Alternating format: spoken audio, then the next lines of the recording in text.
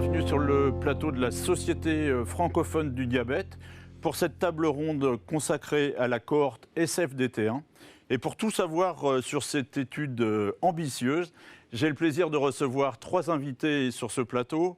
Emmanuel Cosson, bonjour. Bonjour. Vous êtes endocrinologue, diabétologue à l'hôpital Avicenne de Bobigny. Jean-Pierre Rivlin, bonjour. Rivlin, pardon. Vous êtes également diabétologue, endocrinologue à l'hôpital Lariboisière de Paris. Et puis Laura Sablone, bonjour. Merci également d'être sur ce plateau. Vous êtes chef de projet scientifique de la cohorte SFDT1. Alors, on va commencer avec vous, Jean-Pierre Rivlin. D'où vient l'idée de cette cohorte ? L'idée de la cohorte SFDT1 vient d'une idée par les équipes françaises de créer un projet très ambitieux, multicentrique, fédérateur, reflétant le dynamisme des équipes diabétologie françaises. Et par ailleurs, cette idée vient d'une question qui se pose, une question majeure qui se pose et qui concerne le diabète de type 1. En effet, dans cette population, il existe une surmortalité cardiovasculaire, même quand on fait abstraction des facteurs de risque cardiovasculaire classiques. Et il fallait répondre à cette question, quelle est la raison de ce surrisque cardiovasculaire ? Emmanuel Cosson. Ouais, pour compléter ce que dit Jean-Pierre, c'était une initiative de la Société francophone du diabète, effectivement fédérer les équipes de recherche en France. Ça a été fait il y a quelques années, ça a été long à créer. C'était lors du mandat de Pierre Fontaine initialement, puis Hélène Hanner, et puis maintenant avec Charles Thivolet, et puis ça va continuer bien sûr. Alors avec Jean-Pierre, on est co-coordinateur de l'étude. Il y a plusieurs raisons à cela. Bien sûr, notre investissement habituel dans des activités multiples, mais on était secrétaire général, enfin Jean-Pierre était secrétaire général initialement, puis moi j'ai suivi la voie, secrétaire général de la Société francophone du diabète. Et puis d'autre part, on a des thématiques de recherche qui allaient très bien sur le sujet, puisque Jean-Pierre travaille beaucoup sur le diabète de type 1, et puis moi sur les pathologies cardiovasculaires. Donc on s'est lancé dans l'aventure et on a créé les projets. L'étude elle est promue par la Fondation francophone de recherche sur le diabète, la FFRD, et puis on travaille en collaboration avec l'Association des jeunes diabétiques et l'Association des patients diabétiques, française du diabète. Pardon. Laura Sablon, est-ce que vous pouvez nous détailler un peu la méthodologie de cette étude ? Alors SFDT1, c'est une étude, une e-cohorte qui est prospective, multicentrique, observationnelle et en vie réelle, et qui a pour objectif en fait de recruter 15 000 personnes avec un diabète de type 1, des adultes et des enfants de plus de 6 ans, parce qu'on s'intéresse également à la population pédiatrique, et de les suivre sur 30 ans. Donc c'est effectivement une longue durée, mais c'est ce qu'on a voulu pour cette étude, et c'est ce qui en fait aussi sa particularité. Emmanuel Cosson. Oui, sur les critères d'inclusion, on a fait des critères assez simples, donc des personnes qui vivent avec un diabète de type 1 à partir de 6 ans. On considère qu'il y a un diabète de type 1 vraiment franc si le diabète a débuté avant l'âge de 35 ans et si une insulinothérapie a été débutée dans l'année de début du diabète.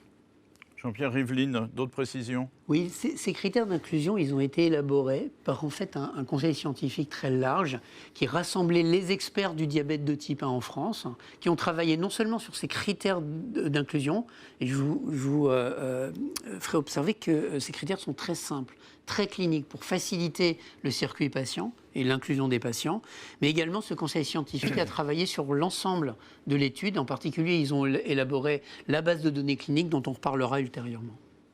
Laura Sablon, est-ce que vous pourriez me citer une originalité ou un point fort de cette étude ? Alors le premier axe, c'est que c'est un projet très ambitieux puisqu'on a comme objectif de recruter 15 000 personnes, ce qui représente près de 10% des personnes avec un diabète de type 1 en France. Et ce recrutement, il est très large puisqu'on veut le faire sur 70 centres, donc 70 hôpitaux qui vont travailler avec nous, des hôpitaux pédiatriques mais aussi pour les patients adultes. Et on a voulu ce recrutement vraiment très large en France métropolitaine mais également dans les dom-toms. Des chiffres tout à fait impressionnants. Emmanuel Cosson, une autre originalité ? Une autre ambition, c'est le suivi. Donc un suivi sur 30 ans en présentiel. On a prévu des visites tous les 3 ans des patients avec les données de routine, etc. Mais aussi un suivi passif. L'idée est qu'on puisse colliger les données du Système national de données de santé, le SNDS, qui est un atout français, clairement, pour suivre les consommations de soins des Français, les hospitalisations et donc les événements de façon passive, même si on perdait de vue les patients pour les visites tous les 3 ans. Jean-Pierre Yveline, on se donne donc rendez-vous dans 30 ans, mais en attendant, un autre point fort de cette étude.